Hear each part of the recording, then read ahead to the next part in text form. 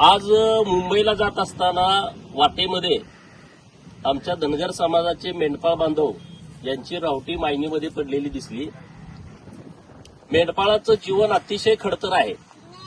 दिवसभरामध्ये सकाळी वाड्यावरून मेंढ्या सोडल्याच्या नंतर संध्याकाळी परत वाड्यावर यायचं म्हटलं तर किमान 30 ते 35 किलोमीटर आमचा मेंढका चालतो आणि वर्षातले 10 महिने, कमीत कमी 8 महिने आणि जास्तीत जास्त 10 महिने मेंढपाळ हे भटकंती करत असतात। कोल्हापूर जिल्ह्यातली तर परिस्थिती अशी आहे, 12च्या 12 महिने हे मेंढपाळ मेंढ्याच्या मागं या गावातनं त्या गावात फिरत असतात।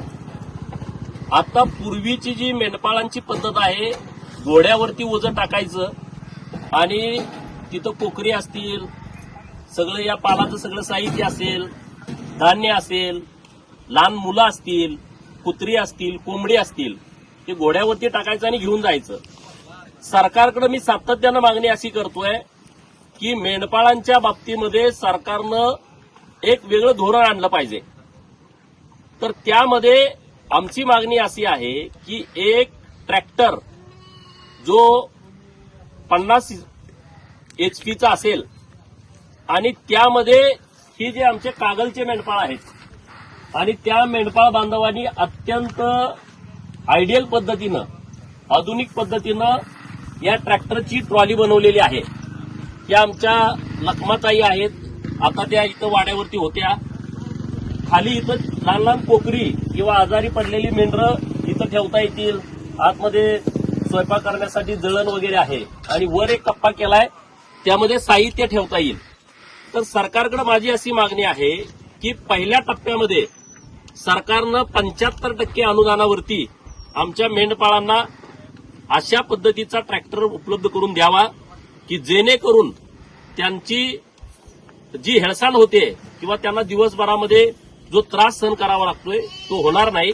हा ट्रॅक्टर दिल्याच्या नंतर त्याच्यावरती सोलार पॅनेल लावून इथं संध्याकाळी वाड्यावरती उजेडाची व्यवस्था करता येईल। आता ह्या बाजूला सर्व कोकरी आहेत, जे रानामध्ये जात नाहीत, त्यांना इथं बांधूनच खायला घालावं लागतं। आता ह्या बाजूला जे पाल आहे तिथं काही सुविधा नाहीत, अत्यंत उघड्यावरती। आता लहान बाळ इथं झोपलेलं आहे, अत्यंत उघड्यावरती हा संसार आहे। हे कोल्हापूरचे मेंढपाळ आहेत, यांच्याकडे बऱ्यापैकी हे पाल तर व्यवस्थित आहे, परंतु माणदेशातला जो मेंढपाळ आहे त्यांच्याकडं अशा पद्धतीचं पाल सुद्धा नाही। आता हा एक ट्रॅक्टर झाला, तिकडे एक दुसरा वाडा आहे तिकडच्या बाजूला, आणि तो पण ट्रॅक्टर अत्यंत व्यवस्थितपणे त्याची बांधणी करून घेतलेली आहे। तिथं पण कोकरा पुढं सगळे त्या पालामध्ये बसवलेली आहेत। तर मायबाप सरकारकडे माझी एवढीच विनंती आहे की मेंढपाळांच्या जीवनामध्ये बदल व्हावा आणि त्यांच्या या व्यवसायामध्ये आधुनिकीकरण यावं, नाविन्य काहीतरी त्यांच्या या व्यवसायामध्ये यावं, अशा पद्धतीची सरकारनं धोरणं राबवली पाहिजेत। सरकार तर मेंढपाळांच्या बाजूने प्रयत्न करतंय, परंतु आज मला इथं जाताना हा वाडा दिसला आणि त्यांनी त्यांच्या संकल्पनेतून एक नवीन ट्रॅक्टरची व्यवस्था या व्यवसायामध्ये केलेली आहे। तर मी स्वतः पाठपुरावा माननीय मुख्यमंत्री महोदयांच्याकडे भेटून तर करणारच आहे, परंतु माननीय पशुसंवर्धन मंत्री पंकजाताई यांनी या सगळ्या बाबतीमध्ये एक चांगलं धोरण आणावं